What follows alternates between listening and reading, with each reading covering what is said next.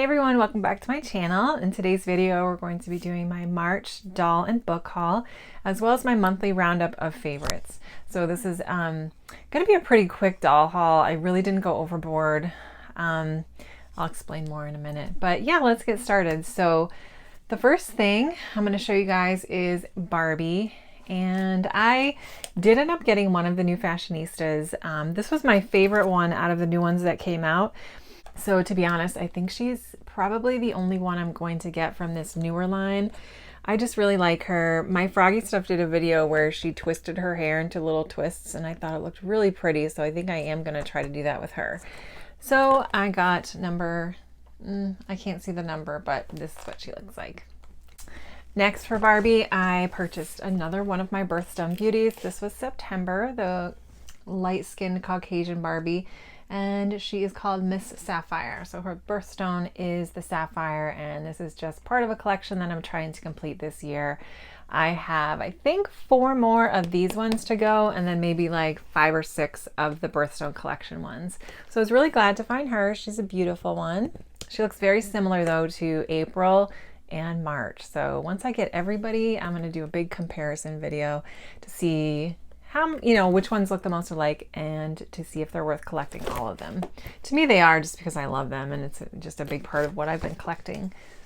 All right, from American Girl, I got one thing. This is a clothing item. This is Kira's comfy camping outfit.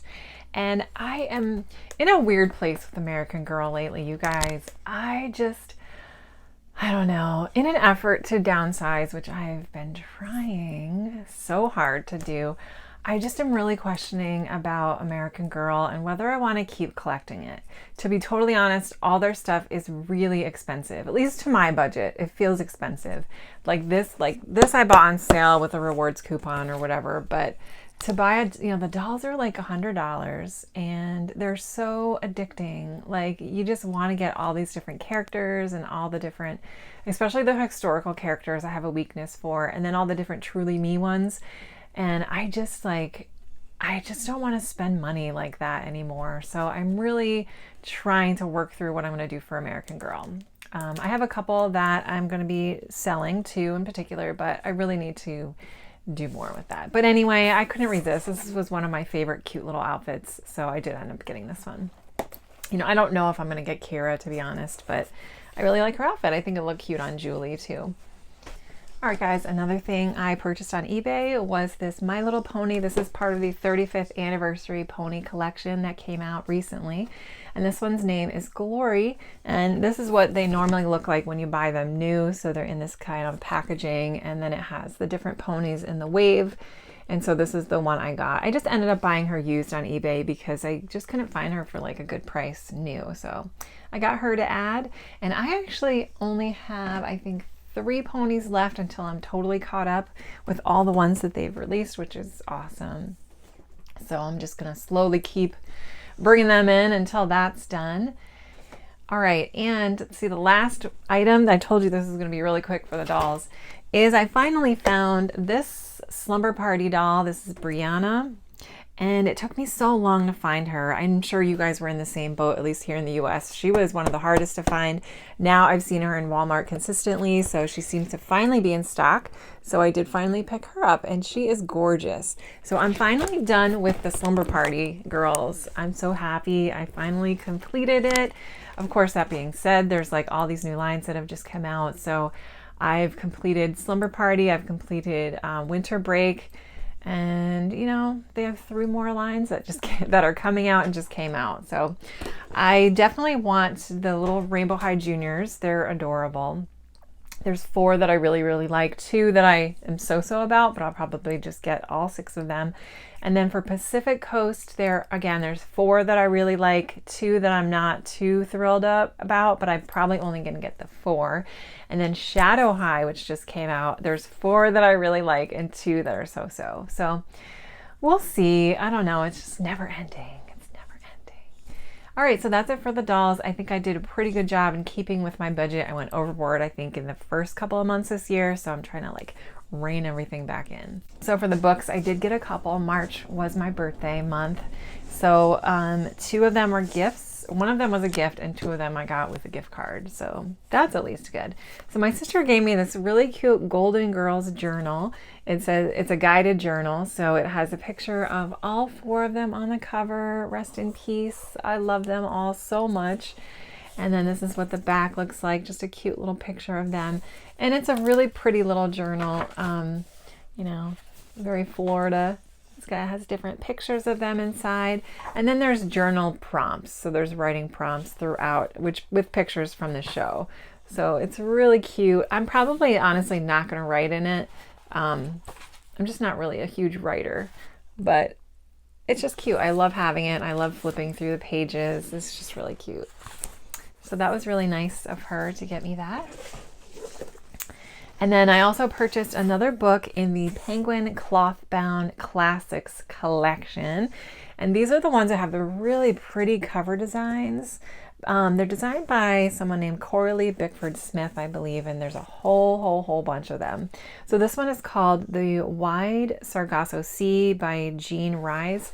And this, I think, has to do with Jane Eyre. It's something to do with one of the classics, which I have to read first before I read this. But I thought this was a beautiful cover. I'm trying to collect at least one of each color. So I have like a reddish orange one and I have a purple one. I'm probably just going to get one of each color of the rainbow just so they look pretty on the shelf. So I got that. And then the last book I purchased with my gift card was part of my Penguins Drop Caps collection. And this is the letter E for Middlemarch, written by George Eliot. So I've never read this one, but again, I am collecting each letter of the Drop Caps books. I just think they're really cool. They have such a cool cover and the spines are all really pretty. I'll put a picture right here of the 5 books that I currently have. So I'm just going through the alphabet. This one's really pretty. Obviously it's yellow. It has yellow painted edges, and then the insides are just white, but they're really nice books. And I love how when you open them, they stay open. So that's a huge plus for me. All right, so that is it for my doll and book haul. So if you are just here for that, thank you so much for watching. Now I'm going to talk quickly about my reading, my movies, and my TV roundup for the month, or my favorites, I guess you could say. So for my reading roundup, I'm still working on Clarissa, which is my classic, huge book. I'm trying to do 100 pages a month. I did not read any in March, so I definitely need to catch up on Clarissa. I think for April, I'm really going to focus on that and try to get another big chunk done. I'm about a quarter of the way through, and I want to finish it by the end of the year. So I'm going to definitely work on Clarissa. I also read so Herbal Rituals. I don't know why I didn't bring it up here, but Herbal Rituals, I read the chapter about March, which had to do with birch and birch trees and birch oil. So I really enjoyed that. I am planning on going outside and tapping for birch sap just to see what it tastes like. I'm just really curious about that. And then I'm also plodding through the Bible. I finished another book, I guess. And I finished, where am I? Leviticus. Yeah, right? Exodus, Leviticus. Yeah, I finished Leviticus. No, I'm working on Numbers. So I finished Leviticus, yeah. So those are my 3 in progress reads. All right, and now for the reading wrap up. I think I read 7 books this month, and I did a lot of audio, which really helped me get through a lot of stuff. I'm finding now that at this point in my life, I just don't have a ton of time to sit down and physically read a book. I just feel like I'm on the run all the time, or I feel guilty like if I need to like exercise or move around or something like that. So I did do quite a bit of audio, which was really good. I'm glad to have finally joined in that audio party, which I had never been a part of before. So let's see.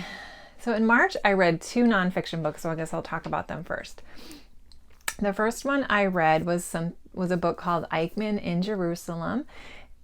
The Banality of Evil, I think, is the subtitle. And then it's written by someone named Hannah Arendt, who is a non-religious Jewish woman who lived in Europe during the time of the Holocaust. She actually had to escape Europe during the rise of Hitler, and she wrote a book specifically about this guy named Adolf Eichmann, who was basically essentially one of the project managers of the Holocaust.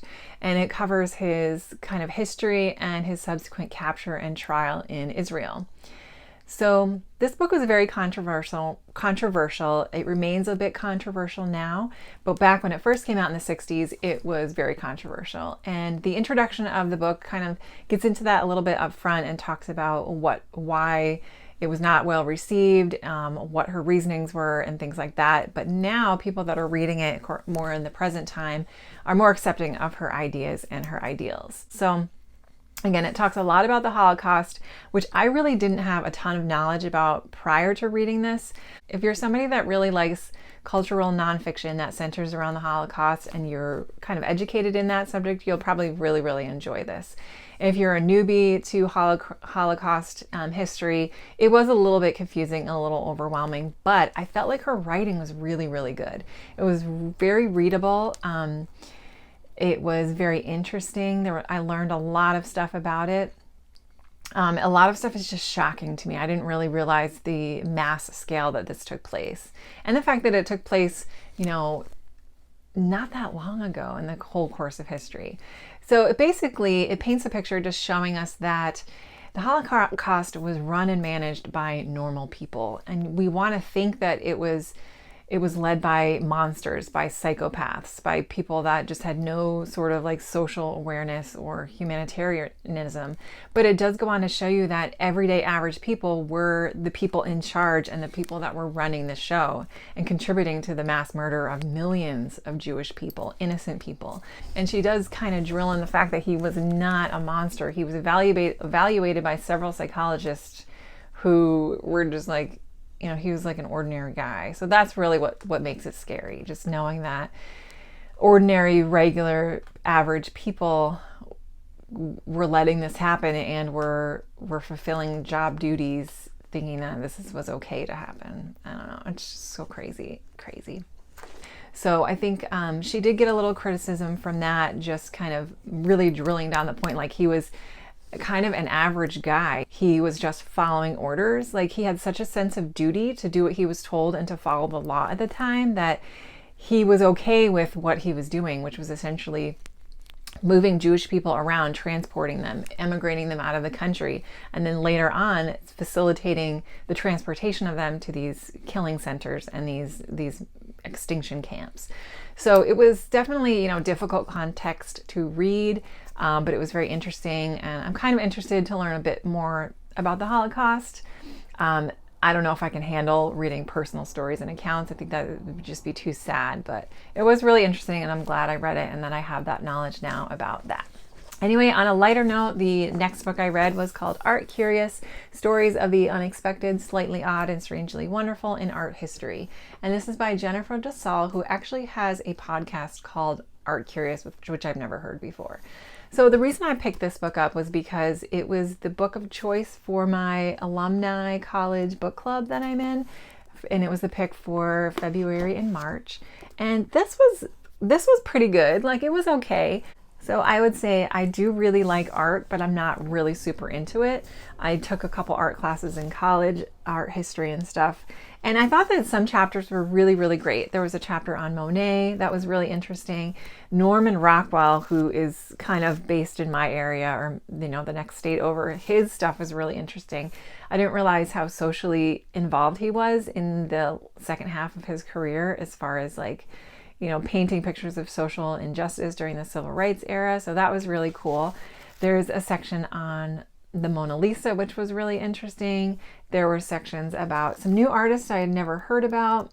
It talks about the idea that Jack the Ripper could have been this one famous painter based on evidence. And then that has a really cool chapter about Andy Warhol and what a hoarder he was. And I mean, who can't relate to that?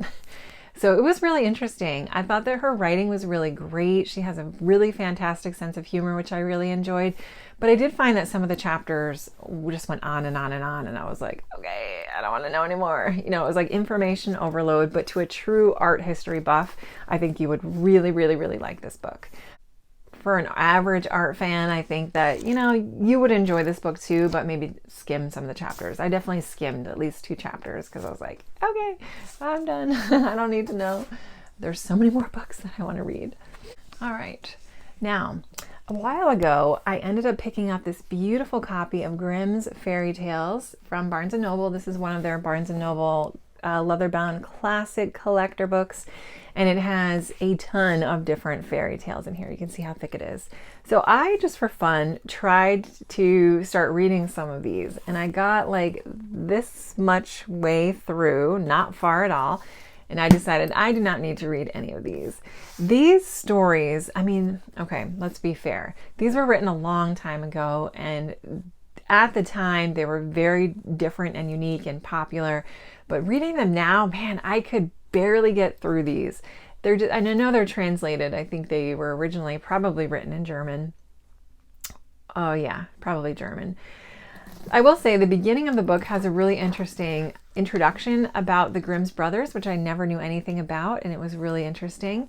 But the fairy tales themselves, I mean, they're just, they're not good. They're not good, in my opinion, If you like fairy tales, you might get a kick out of them, but they're very,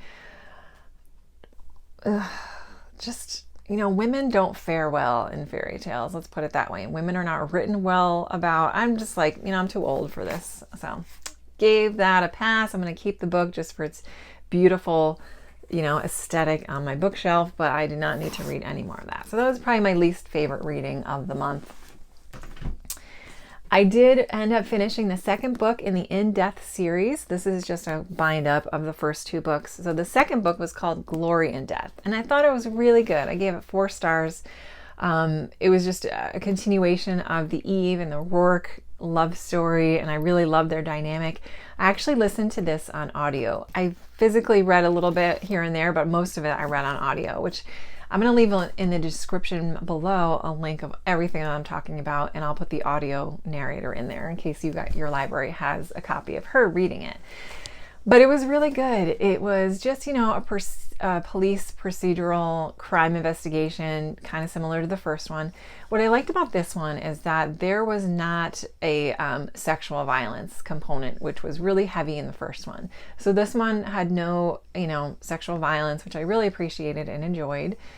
So the story itself was very interesting. I definitely figured out who the killer was, but, you know, it wasn't that hard. I mean, there was only a couple of different suspects, but it was really good. I love her writing. The audio was great. I love the personality she used to bring out Eve's character. She used a really good Irish accent for Rourke, and we finally meet Peabody, who I think is going to be a significant character within the rest of the story. So I really enjoyed the second book in J.D. Robb's In Death series. So hoping to get another one finished in April. And then another 2 books I listened to on audio were part of the Jessica Clare Billionaires Boys Club, which I mentioned in my previous video. So the first one I read was called The Wrong Billionaire's Bed, and this focuses on 2 different characters that we've already met in previous books.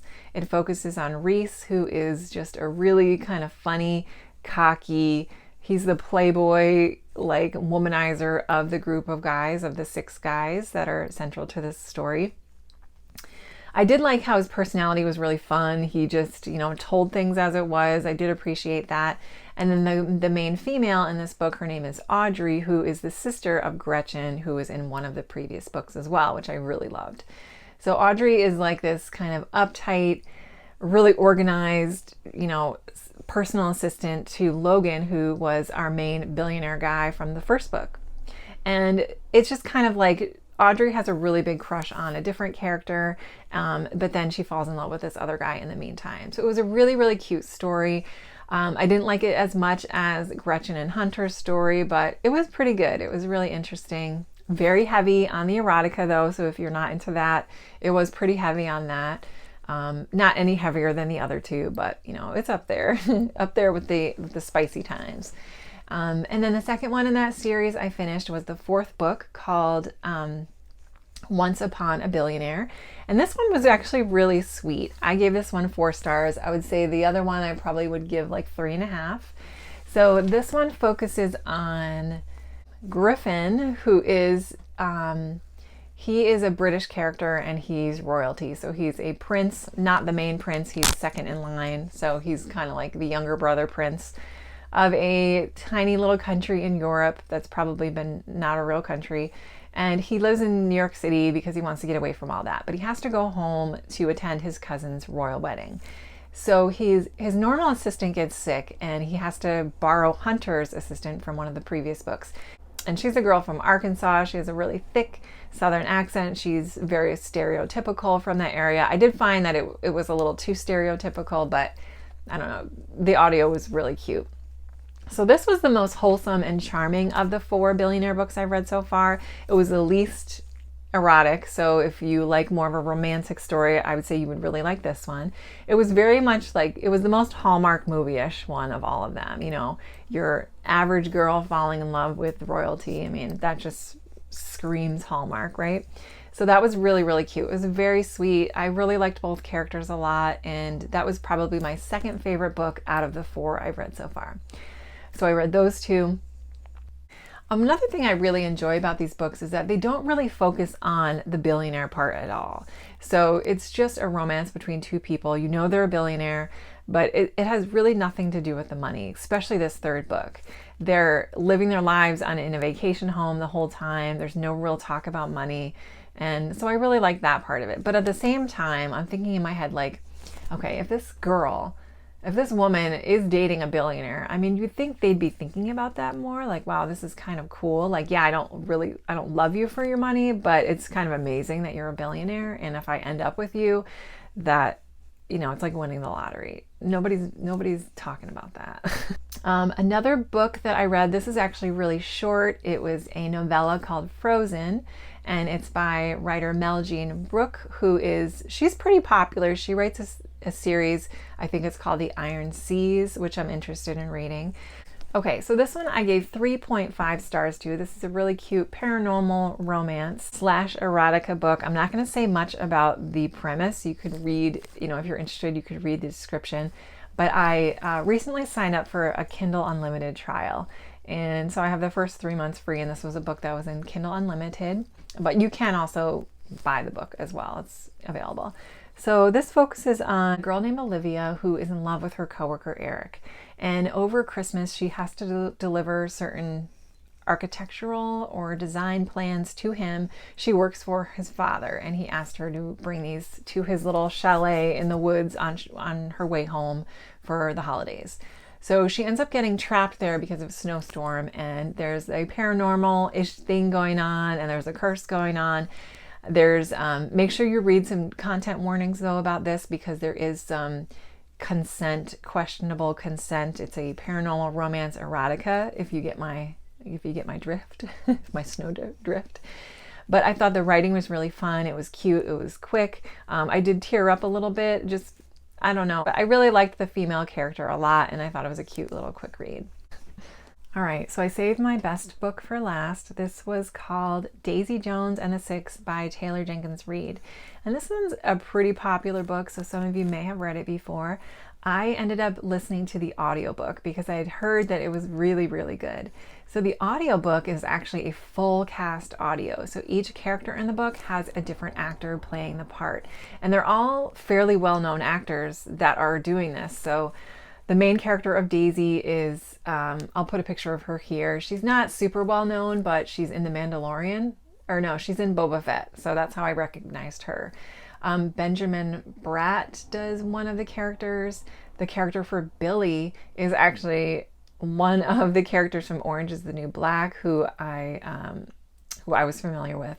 So the audio acting cast was absolutely incredible. I've never read an audiobook that had a full cast, and it was really, really good. They just read their parts with so much emotion. I mean, they're actors, they're really good actors, so it was just so well done.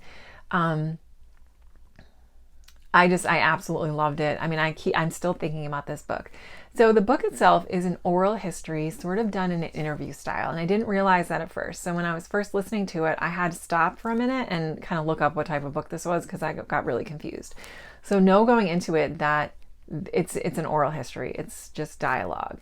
But that being said, it's so good. So it takes place in the 70s. It's a historical fiction, and it tells the life of this band called the Six, and then it has another portion of the story that focuses on this young woman named Daisy Jones. And Daisy Jones is incredibly beautiful. She's incredibly talented vocally, and she ends up joining this band and they become really, really famous. They only have one famous album and then the band splits up. So it's the story of their journey of finding each other, their journey on tour, and then why they split up. This book is so realistic that I knew it was fiction going into it, but reading other people's reviews, they thought it was a real band and they were looking, trying to look up the people. The lyrics are gorgeous. The writing is incredible. And I think that it's just it's a love story in so many ways. And it's a story about growth, and the central character, Daisy, has such an incredible arc that she goes through. And probably the last 25% of the book, I was just crying. It just hit me so hard. Everything clicked into place. It was a very good, cathartic, emotional read for me, and I really enjoyed it. I felt like Camila, one of the characters, was the true gem of the whole book. I just couldn't believe what a strong character she was. This book was very feminine positive. So all of the main female characters, they were just presented in such an empowering and I really genuinely enjoyed their arcs and their stories, and each one had such a defining characteristic about them. And Daisy, I found that she would be annoying, but then I would love her. Then she would be annoying and then I would love her. So by the end, you fell in love with her. That was another really good aspect of the book that I enjoyed. So I think that it'll affect different people differently. If you're a real emotional feeling type of person that wears their heart on the sleeve, you're going to really enjoy and connect with the love and the emotional parts of the book. And if you're somebody that is more independent, you don't really need external love to be happy, or a relationship, then you might feel a little differently about it. But man, it's almost making me want to tear up right now. It was so good. There was a couple little tiny spots where I had some pacing issues, where I felt like it dragged on a little bit, but overall it was incredible. It's one of those books where I definitely want to buy the hard copy and to keep in my collection, which doesn't happen very often. If you are somebody that is triggered or is sensitive to addiction, it does talk about addiction a little bit. It's not in a descriptive way. It's just the main characters that are recounting their past, sort of describing it. So I didn't find too many issues with that. I don't generally like reading about severe addiction or people really struggling. Like, that's really difficult for me. So that is something that I just wanted to mention. There's also a little bit of mention about abortion. So if that's something that you have no interest in reading about or knowing about, that maybe this book isn't for you. It's mentioned very briefly, but it's very nonchalant. So just wanted to also put that out there. Overall, though, if you're okay with reading about that, I highly, highly, highly recommend this book. And I super recommend the audio, which I got from my library. It was so good, you guys. It was so, so good. One of my favorite books of the year so far. All right, guys, so now we're going to move on to TV. I didn't get much TV watching at all in terms of series this month. I did watch one series that I wanted to mention on Disney Plus. And ooh, I'm cringing because it is the Welcome to Earth series that is hosted by Will Smith. Oh, Will. So we all probably know about the Will Smith Oscar drama, which I'm not going to get into at all. All I'm going to say is, regardless of how you feel about Will Smith's actions and Chris Rock's actions, Will Smith should have been asked to leave that ceremony. That's all I'm just going to say. I cannot believe he did what he did and was allowed to sit back down and continue with the show. That's all I'm going to say. That being said, this series was so good, and I really fell in love with Will Smith during the series because you got to see more of his personality, what I thought his personality was like. I mean, who knows now? This was a nature series on Disney Plus that was 6 episodes long, and each episode focused on a different sense that we have in our body. So for example, the first episode was focused on hearing. And what I really loved first off about this series was that I don't know if each episode had a person with a disability, but there was at least 2 that I can think of. your main guide or your main person that's helping accompany Will on these expeditions was either a person with a disability, it was either a woman, or it was either a person of color, and sometimes all three. So that was amazing representation from those different groups that don't get a ton of representation within the nature expedition photography genres, I feel like. So really awesome on Disney to do that. So for example, the very first episode, we see Will with two different guides, and one of them is a blind man. He lost his vision in his teen years, and he's the first blind man to ever hike up Mount Everest. And he accompanies Will and this other guide into the depths of a volcano, and they talk about sound and how a blind person would feel sound differently than a person that you can use their eyesight. It was just beautiful. The whole structuring of the episode, the wrap up, the visuals were incredible. The drone footage, the cinematography. I mean, if you like Disney nature style movies like the Earth series and stuff like that, you will love this. So I really, really enjoyed this whole series. I highly recommend it. And it just really focuses on the beauty of the planet despite what is going on socially and politically. I mean, we do live on the most gorgeous, amazing world that a lot of us don't get to see or travel to. So I really enjoyed that. It was good, great storytelling, and it left the door open. It looked like there could be more episodes to come.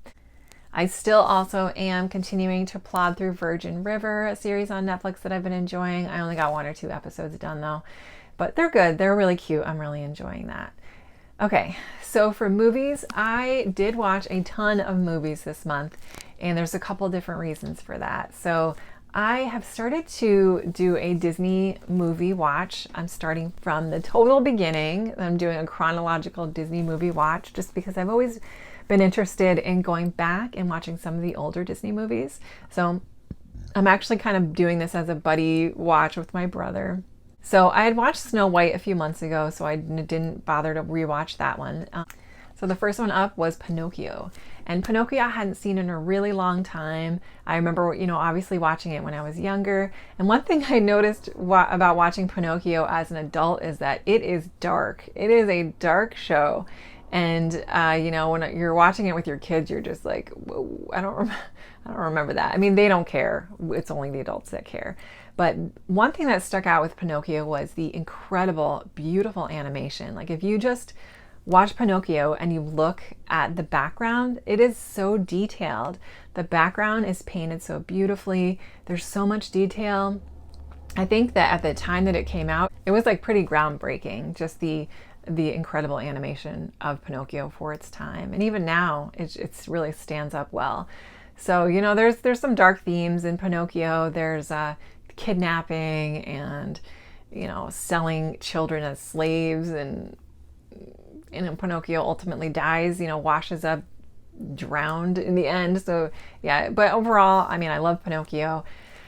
One thing that Disney has started doing, which I noticed in quite a few of the movies I'll talk about, is that they're now adding a little disclaimer in the beginning of each film talking about how they realize and they take accountability and they take responsibility for the fact that oftentimes there are some misrepresentation and presentation of different cultures in a negative light. So that was really good that they finally slapped that disclaimer on it.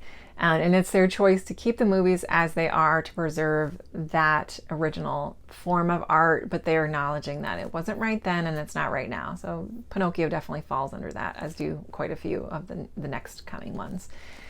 So the next one I watched was Fantasia, which also had that warning. And Fantasia is just beautiful. I mean, so different for its time. It's just a musical symphony. I really liked the first number, which was the Nutcracker and all the different movements within the Nutcracker. I really loved the scene with the fairies and changing seasons. That was right up my alley. Beautiful. I really enjoyed that part of it. And then another one that I really enjoyed was Pastoral Symphony piece with Beethoven that had the centaurs and the Pegasus, and I really especially liked the Pegasus and the unicorn scenes. The centaur scene is the one that has the most famous controversial scene, which they actually digitally removed, but I know it's there and I can see where they took it out. So, that's always like a little eye roll. with the fact that they did that in the original piece. But yeah, overall, Fantasia, just really fun to revisit that one and watch it. Just gorgeous animation. So one thing I didn't realize growing up was the religious factor in the end of Fantasia, which it kind of portrays this satanic demonic being, you know, gathering all his tortured souls, and then it flips to the Ave Maria with the people carrying the candles going up the mountain, and it, you know, tones down and gets rid of all the evil. I never noticed that the first time. So that was interesting to rewatch that as an adult. And then, of course, the Mickey and the sorcerer scene is iconic. That music is perfect for that scene. I mean, they animated that perfectly. So the next one on the list I watched was called The Reluctant Dragon, which is a black and white turns Technicolor, similar to The Wizard of Oz. It's live action with 4 different animated segments. And this was about this guy who wants to present his new book idea called The Reluctant Dragon to Disney to see if they would turn it into a feature film. And he goes to the studio. He gets to visit all the different animation departments within the studio. So that was really cool. I loved seeing how they used to do the sound effects. There's a train cartoon, and it shows how they make the sound effects for each one. There's the scene where he enters the premiere animation room, which is where he turns to color. And then it just like proceeds to the final part in the movie, which has a cartoon version of his book idea. So this was really good. It was really, I love old movies anyway, so it was right up my alley, but it was interesting. So I had never heard of this one before. So that was called The Reluctant Dragon. And I think the next one I watched was Dumbo, which was one of my favorites when I was growing up. And this one also has the cultural disclaimer on there for its depiction of African American culture in a scene with some blackbirds, and which I can definitely understand how that can be offensive, totally. But Dumbo is a beautiful, beautiful movie, just in terms of the story. Gorgeous, nostalgic animation for me. Everything came all back. I did notice the background scenes in Dumbo were more of a whimsical watercolory type of animation, as opposed to the like super detailed animation in Pinnochio, which I thought was interesting. And I really, really love the music in Dumbo. So they had so many good songs that just bring me right back. So Dumbo was, and the animals are animated so cute. Oh, all the babies and Dumbo himself. And that little Timothy Mouse, I mean, he is just the star of the show, the real gem. So I really enjoyed watching Dumbo. I think next on the list was Bambi. So that was another beautiful, adorable, cute film with beautiful music, gorgeous animation. Bambi was the only one so far that did not have the disclaimer in front of it, because it really it portrayed men in general as bad just because they are the hunters of the forest. But Bambi, I mean, when they're little, like Bambi and Thumper and Flower, they're just so cute. They're so cute. Those little voices, that little Thumper is so cute. So Bambi is beautiful, just gorgeous. I loved Bambi a lot. And then I think the last one I watched was called Saludos, Amigos. And that was another one of those live action with mix and match with animation. So that was really good too. That does have a disclaimer on the portrayal of Latin American culture, of being a little, stereotypical and offensive. But I did like the fact that Disney did choose to focus on that area of the world and highlight some of their fun cultures and traditions. My favorite sequence in that was the last animation sequence, which they were learning how to do the salsa. So that was really cool. The sambo, I don't remember. They were learning how to do a Latin dance, and it was really good. It was called Watercolor of something. I'll insert it right here. But that was really great. And that green parrot character I had always recognized from Disney, but I never realized where he fell in. So it was fun to just have that connection with that character. So that was Saludos, Amigos, and I really enjoyed that a lot. And then the final one, oh no, actually I watched that in April, so I'll save that. So those were my huge amount of Disney movies I watched, and I really enjoyed that, and I'm looking forward to continuing on the Disney scale. So another category of movies that we got really into this month was the Spider-Man movies. So I went to the movie theater for the first time in like 2 years, and I took my daughter to see Spider-Man No Way Home, which is part of the Marvel Cinematic Universe. It was really good. I really enjoyed it. I will say though, you guys, if you're planning on seeing this movie and you haven't seen the original 3 Tobey McGuire movies and you haven't seen the original 2 Andrew Garfield movies, I really recommend you watch them first. I wish I had done that because I think it would have meant a lot more seeing this final one. It would have been a lot. I would have enjoyed it more. And I'm not going to say why, but yeah, it just I think it would have all connected more. Even though I knew what was going on, I feel like it would have been a more, you know, emotional pack if I had watched the other ones. So Spider-Man No Way Home was really good. I loved it. I did rewatch those 3 movies, Tobey Maguire and Andrew Garfield, with my daughters, who are completely into Marvel right now, which has been really fun. So those were my Marvel movies I watched. So the last 2 movies I watched were 2 more Hallmark Christmas movies. You guys, I'm such a dork, I know. I watched A Royal Christmas, which had Lacey Schobert in there, who is our Hallmark queen, and she is just such a cute character in this movie. She is the girlfriend to this guy, Leo, who is a British prince, go figure, right? And she doesn't know he's one. He's kept that information from her. He tells her it's no big deal. They have to go home because, oh, I forget the reason why he has to go home, but he has to go home and he decides to bring her with him. So the mother, the queen, is played by my fave, Jane Seymour, and she does an excellent job being this snotty, uptight, snobby, you know, British queen, and she's such a jerk, and everything works out and comes full circle. But it was a really cute movie. I don't really need to go into the plot that much. You guys probably know, but it was just cute, Christmassy, and fun, and I really liked it. And then the second one I watched was called A Christmas Treasure, and this one was really, really cute as well, and it focuses on this girl who's a writer, and she lives in this cute little cozy Christmassy town that they all live in. But she's deciding to move to New York City to pursue her career as a writer. Currently, she's home working for her family's newspaper. And she meets this guy who is the nephew of a woman she knows who runs the local restaurant. And he's a chef. He was a very good chef in Chicago, but he's come home to help his aunt out during the holidays. He's in between jobs, and he just falls in love with the town. This one was super cozy, Christmassy. I really liked that part of it. The actors were great. I really loved the 2 main characters. The guy who played the main guy character was so cute. The woman who played the main role of the woman character, she was so like cute and friendly, and she had a beautiful singing voice. So this was like a cute one. There was a lot of chemistry finally towards the end. In the beginning parts, I wasn't feeling it much, but yeah, it was really cute. So those were my movies. I watched a ton of movies. I didn't get a ton of doll stuff done this month, but I did, you know, really hunker down in the cinema. So I hope you guys enjoyed my monthly wrap up. Thank you guys so much for watching. I'll leave links below to my Flickr page and my Instagram, and I hope you have a wonderful rest of your day, and thank you for watching. I will see you soon. Bye.